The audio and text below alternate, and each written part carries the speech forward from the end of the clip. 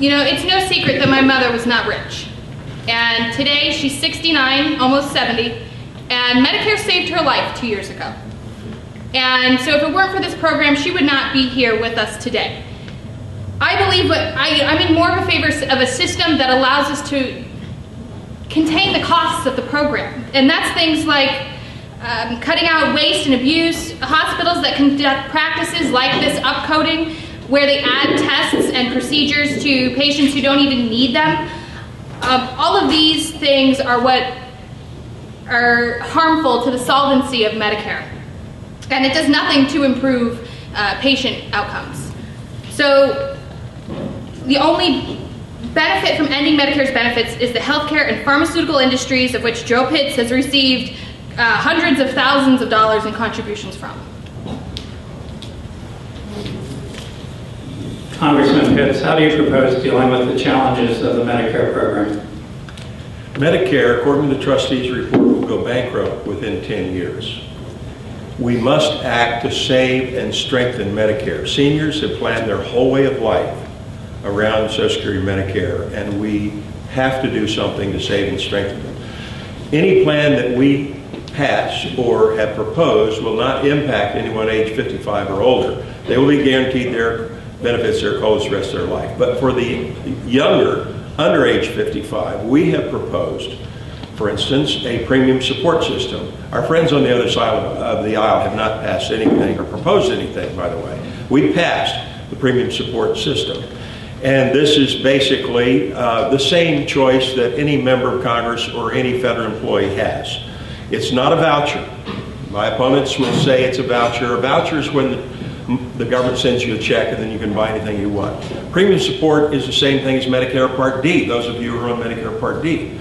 And it is basically, you have hundreds of choices. You will select the choice best suited to your purpose. The Treasury will send the check directly to the health care plans, an average of $15,000 per recipient, plus $7,800 more if you're poor or sicker.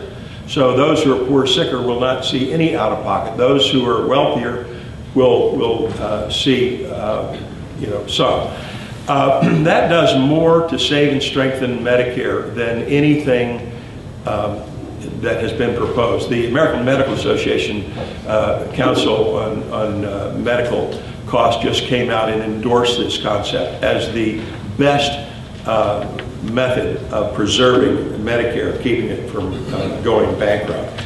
And so I think if you look at the alternative with Obamacare cuts to Medicare and IPAD, it's a completely different road.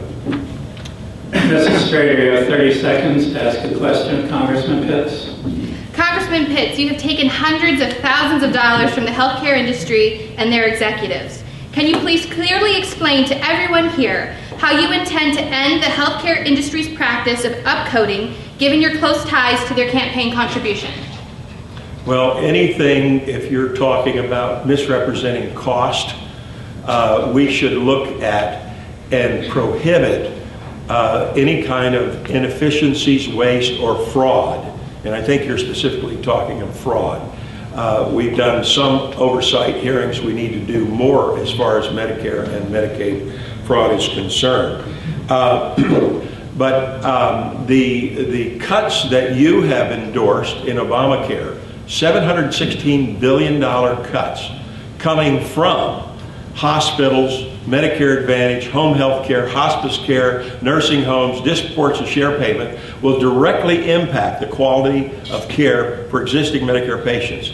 And the IPAD, the Independent Payment Advisory Board, that you support, 15 unelected bureaucrats whose sole reason for existence is to recommend cuts to provider payments for Medicare, will result in de facto rationing. And that is not the way to go. Congressman Pitts, you have 30 seconds to ask a question of Mrs. Strader. All right, Ms. Strader, two of the more controversial parts of Obamacare are the IPAD, the Independent Payment Advisory Board that I just described, and the $716 billion cuts from Medicare to fund new entitlements, not to help Medicare. They took it away from Medicare. Do you support both of these actions that were taken by your party? What I support is the ability for people to have access to preventive medicine.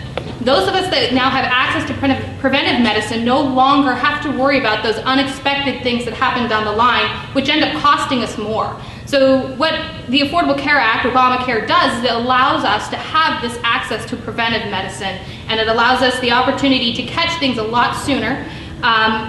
And so I support that framework to allow for people to have access to care, which will in turn reduce the amount that we spend on healthcare in this country.